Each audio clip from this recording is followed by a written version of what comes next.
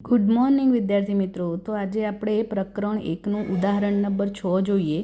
ધારો કે 5 - √3 એ અસમય સંખ્યા છે. તો આને સાબિત કરવા માટે એનાથી આપણે ઊંધું ધારીએ કે 5 - √3 એ શું છે? સમય સંખ્યા છે. બરાબર. સમય સંખ્યા હોય તો આપણે ધારો કે 5 - √3 બરાબર a ભાગ્યા b એવા લઈ શકીએ કે જ્યાં a અને b કેવા હોય? અવિભાજ્ય પૂર્ણાંક સાબિત થાય અને b = નોટ 0 હોય. જો એમ થાય તો 5 - √3 બરાબર a ભાગ્યા b. √3ને સૂત્રનો કરતા બનાવીએ તો a ભાગ્યા b આ બાજુ જાય. 5 - a ભાગ્યા b બરાબર √3. bનો લસા લઈએ તો 5b - a ભાગ્યા b = √3. બરાબર.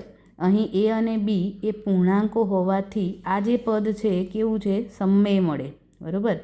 પણ જો આ સમય મળે તો એના બરાબરની આ બાજુનું જે પદ છે એટલે કે √3 છે એ પણ કેવું મળે? સમય થવું જોઈએ. પરંતુ આપણે જાણીએ છીએ કે √3 એ પોતે કેવી છે? અસમય સંખ્યા છે.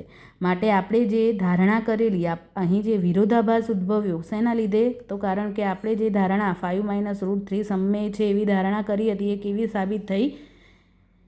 અસત્ય સાબિત થઈ. બરાબર. ખોટી હતી જે આપણે ધારણા કરી હતી એ. માટે એમ કહી શકાય કે 5 - √3 એ અસમય સંખ્યા છે.